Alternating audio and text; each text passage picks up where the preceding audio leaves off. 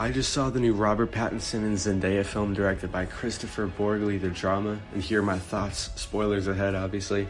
So, I saw this film last week, didn't really know anything about it. I think I saw one of the trailers a while back, but not enough to know some of the twists and turns this was going to take. But it is the same guy who made Dream Scenario, which is a pretty fucked up film, so I had to suspect something. Yeah, let's talk about it. So it starts out as this paint by the numbers rom-com, and it's good at that. You know, it's still like above average for a rom-com, and it's shot great. And Zendaya and Robert Pattinson, who are at the sound of the film, are definitely above average screen presences.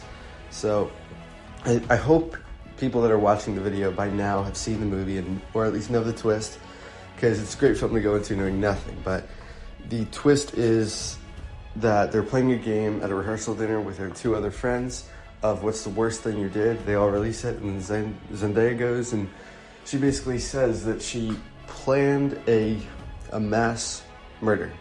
That's the drama, you know?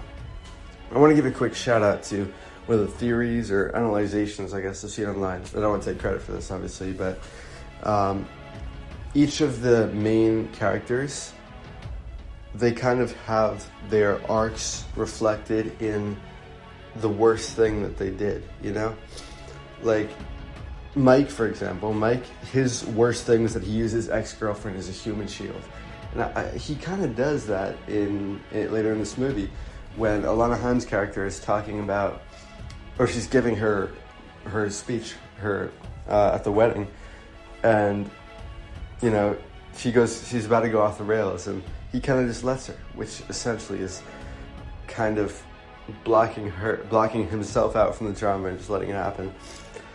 Alana Haim's character, what she did was locked someone who was vulnerable in a room and just kind of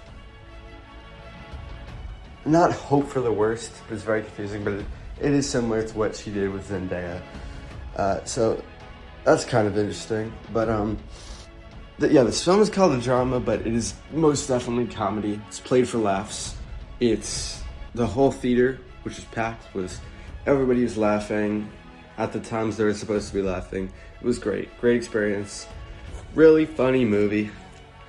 And I do think I want to put this up there as one of the new gen, truly modern films. You know, I want to make a list of this. There's that. I think Marty Supreme has to be up there. I put Nirvana, the band, the show, the movie up there. Challengers 2, probably. And the Dune movies, I guess, too.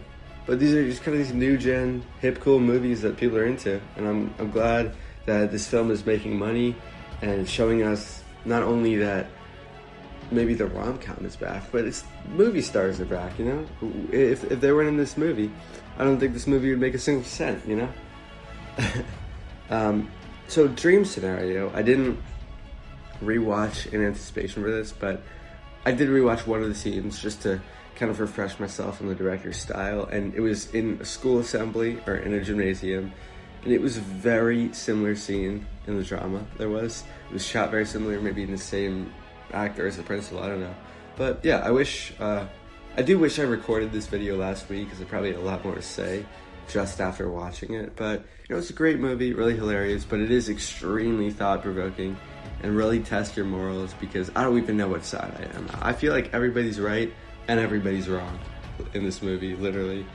I'm not a big fan of Alana Haim as an actress, so it was great to see her playing somebody who was meant to be annoying, because I definitely felt that. But yeah, this is a great movie, you know? Just want to shout out that. It's a very weird movie. It's a very weird movie, especially with some of the scenes, I guess, in the middle with Robert Pattinson and the kid version of Zendaya. Oh my god. It is a definitely fucked up movie. Definitely test your morals, and yeah, I'll leave it with that. If you haven't seen this, I hope you regret listening to this spoiler film review. Yeah, I think the ending of the movie was a little by the numbers, but it was cute, I guess. But the two standout scenes for me were the wedding speech by Robert Pattinson, which was extremely, I felt a lot of secondhand embarrassment there. and the rehearsal dinner, which was the inciting incident of the story. So if you've seen this, comment below your thoughts. Comment below which side you're on, who's right, who's wrong. And yeah, peace out.